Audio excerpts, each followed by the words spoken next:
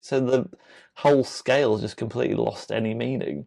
Because Yeah. it's like, well, you either need to give him 5 or he might get sacked, and it's because of you. But you gave him 4. So, oh my gosh, I don't want that pressure.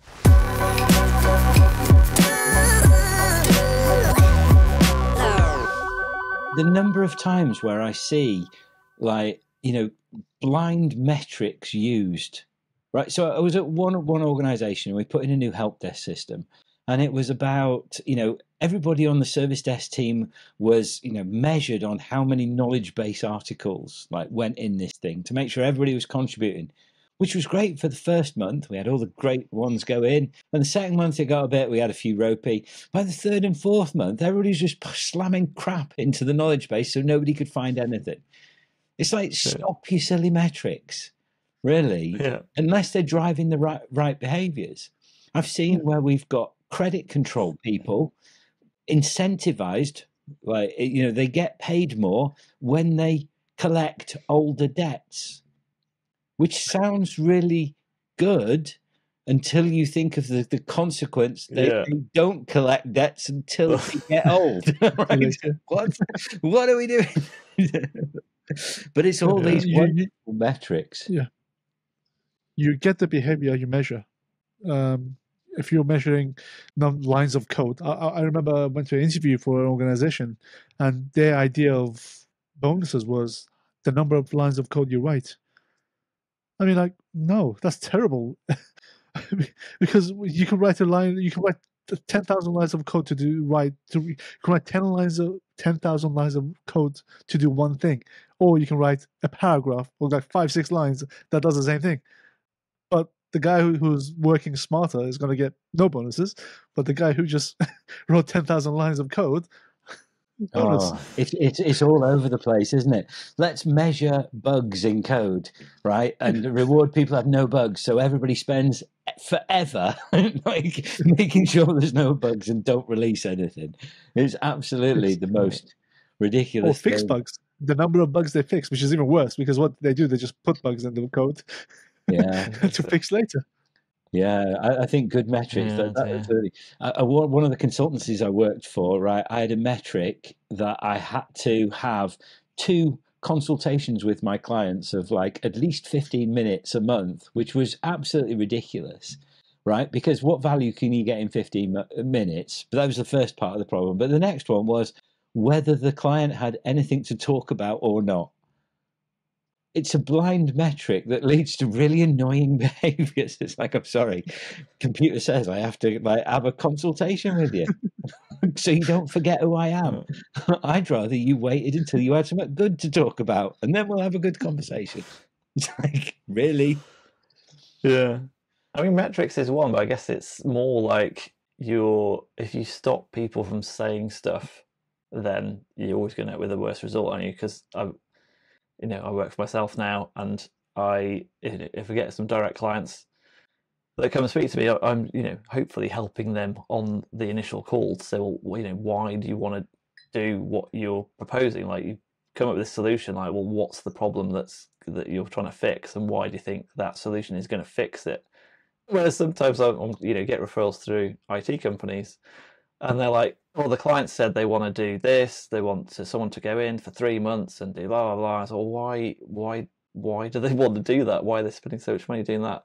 It's like, because this is going to happen, this is going to happen, this is going to happen. Based on my experience, they're not going to get the result they want. And they're like, well, do you want me to go back to the customer and tell them that they're stupid because they're thinking, like, well, yeah, basically, but not in so many words. But it's like, you need to explain to them like what they've proposed. If they're seeking external help, then they don't know what to do. So then coming up with what they think the solution is, and then you blindly doing it with both of us thinking that it's not going to work, surely is unethical at least. It's like, why are you taking their money if you don't think that their solution is going to work? Because no one's going to win, because you're going to do it, they won't get the results, and then they'll think you're rubbish for doing something that hasn't worked.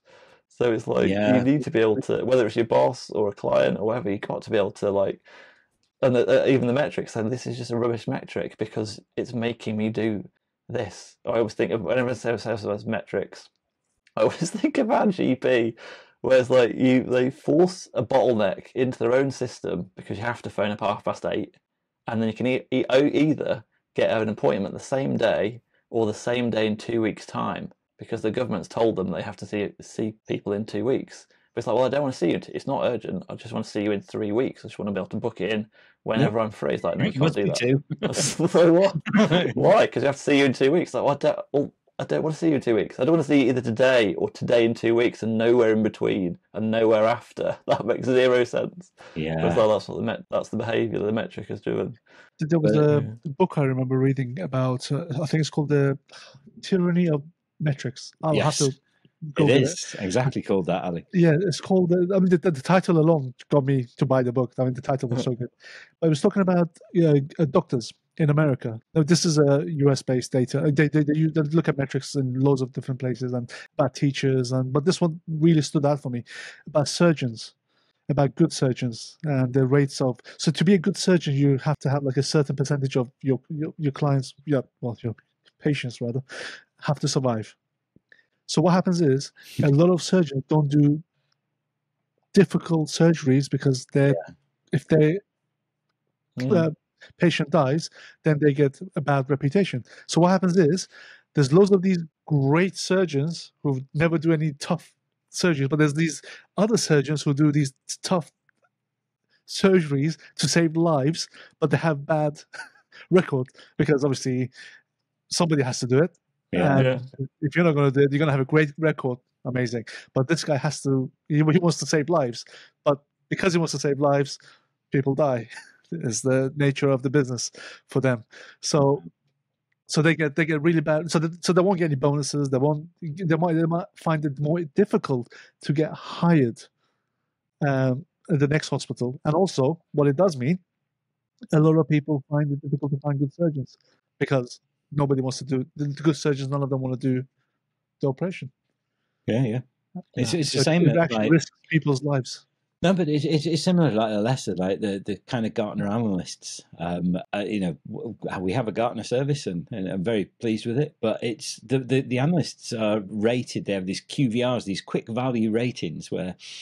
And it's funny how different cultures rate. So if you come at how valuable was the call to you today, that kind of thing, and Americans are like, often give fives to things that are all right, and British can be a little bit more, I don't know, miserable. We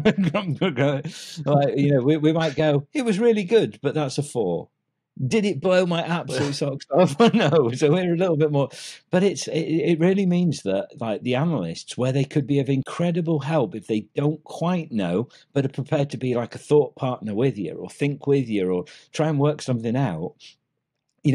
So they'll refuse calls on things that it's like, I'd rather not than not quite know 100%. And I think that's what we're talking about in, we just don't quite feel confident in, I guess it's back to that vulnerability thing. It's like, we need to sort of go, I've not got a Scooby-Doo, right? I don't know. I can help you like think it through. And I think that's probably what I'm getting better at being older is just knowing that we start ignorant and we die ignorant. And somewhere between you get to know some stuff, but it might not be this stuff, and somebody's always going to know more. But that doesn't mean you're useless. Maybe. Yeah, well, that's the thing. Right? the more knowledge you gain, the more you realize how little you know. And this is always the problem. You can actually see in my industry, in the agile coaching or agile world, is you got these people who just start, they know very little, they're very confident because they got the passion, and then they know a little, and then they all of a sudden start, advising organizations on how to work. I'm like. Yeah, no. I've done my 2-day Scrum Alliance course. I've done my 2 days, and I'm a Scrum Master. Yeah, I wouldn't walk into a room and say, "Yeah, this is how you're going to do it." What I've learned, I have to spend the first couple of weeks just to understand the people, the politics, the dynamics, before I can even open my mouth and give any suggestions or any, like that's why I go to organizations. Sometimes I do surveys, and by surveys I mean I interview people, to, I'll have a set of questions that I need to ask to understand the goals, aspirations. Each individual has their own, personality, obviously. The whole, how can we get the best out of people? This is where it's so important, to get that the right level of understanding and right group of people in there. Like, a lot of people are measuring the wrong things in a lot of organizations, and we end up with the wrong behavior. Like, it just reminded me of Uber when you're on about the 5-star thing and the cultural difference between Brits and the US. It's like like, I don't want the guy to lose his job, but he rocked up in a not a dirty but not a clean Prius, and he took me to where I wanted to go. It's like, how good do you want it to be? It's like, yeah, it's fine. It's not all right. So I was like, yeah, I'm happy to give him 3. But like, the 3 should be the goal. Whereas, like, if you give him anything less than 5, he might lose his job. It's like, well, then I'm forced to give 5 stars. I was like, well, I don't want to lose. So the whole scale has just completely lost any meaning. Because it's like, well, you either need to give him 5, or he might get sacked, and it's because of you that you gave him 4. So, oh my gosh, I don't want that pressure. I just want to go down the town and not drive. Yeah.